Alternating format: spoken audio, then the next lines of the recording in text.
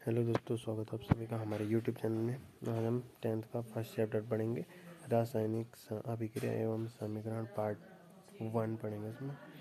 तो इसका पहला क्वेश्चन है कि लेड नाइट्रेट चूर्ण को एक परख नली में लेकर गर्म करने पर भूरे रंग का धुआं उत्सर्जित होता है, यह धुआं है। तो इसका आंसर होगा बी, NO2 गैस का। और हमारा दूसरा क्वेश्चन है कि CaCO3 is equal to CaO plus CO2 किस प्रकार की अभिक्रिया। तो इसका आंसर होगा बी, अपघटन। अब तीसरा क्वेश्चन है कि निम्नांकित में से कौन अवकारक है। तो इसका आंसर होगा ए, H2 इनमें से अवकारक है। और हमारे पास चौथा क्वेश्चन है कि श्वसन किस प्रकार की रासायनिक अभिक्रिया है। तो श्वसन एक उपचयन प्रकार की रासायनिक अभिक्रिया है, उपचयन अभिक्रिया होती है ये। शरीर में भोजन का पाचन किस प्रकार की अभिक्रिया है। तो ये इसका आंसर होगा बी, ऑक्सीकरण। और हमारे पास छठवां क्वेश्चन है कि निम्नलिखित में कौन ऑक्सीकारक है।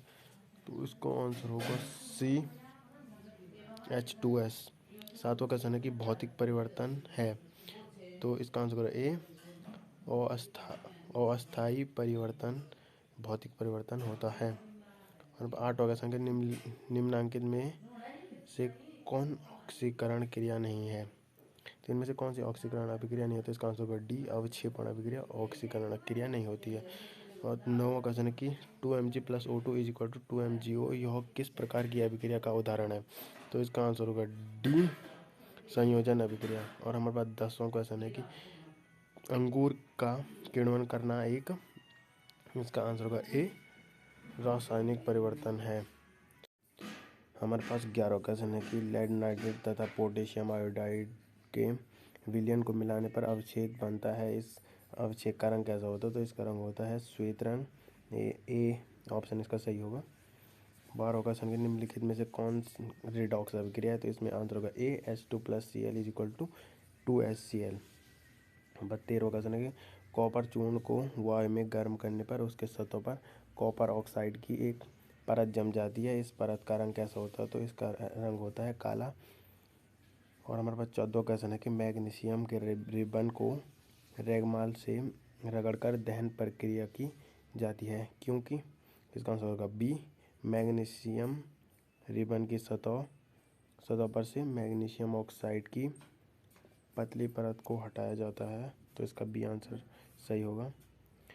15वां क्वेश्चन हमारे पास, नमक के घोल में सिल्वर नाइट्रेट का घोल डालने पर दही जैसा अवच्छेद उत्पन्न होता है, यह कौन सी अभिक्रिया। तो इसका आंसर होगा सी, अवक्षेपण अभिक्रिया। हमारे पास 16वां क्वेश्चन है, मैग्नीशियम के दहन के फलस्वरूप मैग्नीशियम ऑक्साइड प्राप्त किया जाता है, तो इस ऑक्साइड का रंग कैसा होता है। तो इसका आंसर होगा सी, उजला हुआ रंग होता है। 17वां क्वेश्चन है कि जिस अभिक्रिया में अवक्षेप का निर्माण होता है उस अभिक्रिया को क्या कहा जाता है। तो इसका आंसर होगा बी, अवक्षेपण अभिक्रिया। 18वां क्वेश्चन है कि निम्नांकित में से कौन ऑक्सीकारक नहीं हो सकता है। तो इसका आंसर होगा ए, इसमें से H2 एक ऑक्सीकारक नहीं हो सकता है। हमारे पास 19वां क्वेश्चन है कि रासायनिक समीकरण अभिक्रिया का, तो इसका आंसर होगा ए, संक्षिप्त रूप है। तो 20वां क्वेश्चन हो कि संगमरमर का रासायनिक सूत्र क्या है। तो ये बोर्ड एग्जाम में बहुत बार पूछा जाता है कि संगमरमर का रासायनिक सूत्र क्या होता है। तो इसका आंसर होगा बी, CaCO3। 21वां क्वेश्चन होगा निम्नांकित में कौन ऑक्सीकारक नहीं है। तो इसका आंसर होगा डी, अवक्षेपण।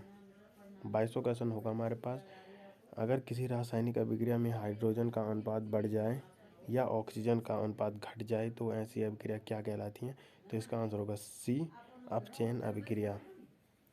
23वां क्वेश्चन हमारे पास, सूर्य के प्रकाश की उपस्थिति में पौधे CO2 और H2O से अपना भोजन ग्लूकोज तैयार करते हैं, तो यह निम्न में से कौन सी क्रिया है। तो इसका आंसर होगा डी, प्रकाश रासायनिक, या हम इसे प्रकाश संश्लेषण भी कह सकते हैं। 24वां क्वेश्चन है कि निम्नांकित में से कौन सूर्य प्रकाश अपघटित हो जाता है। तो इसका आंसर डी, AgBr। हमारा 25वां क्वेश्चन होगा, चूना पत्थर को ऊष्मा देने पर CaO और CO2 प्राप्त होता है, इस अभिक्रिया को कहते हैं। तो इसका आंसर होगा सी, वियोजन अभिक्रिया। 26वां क्वेश्चन है कि अगर गर्म CuO पर H2 गैस प्रवाहित किया जाए तो परत किस रंग का हो जाएगा? तो इसका आंसर होगा सी, भूरे रंग का परत हो जाएगा। 27वां क्वेश्चन है कि श्वेत सिल्वर क्लोराइड सूर्य के प्रकाश में धूसर रंग का हो जाता है, ऐसा क्यों होता है? तो इसका आंसर होगा ए, सिल्वर क्लोराइड का वियोजन AgCl में होता है। 28वां क्वेश्चन की अपचयन और उपचयन अभिक्रिया को क्या कहते हैं? इसको रिडॉक्स अभिक्रिया कहते हैं। जब उपचयन और अपचयन दोनों एक साथ होते हैं तो इसी अभिक्रिया को रिडॉक्स अभिक्रिया कहते हैं।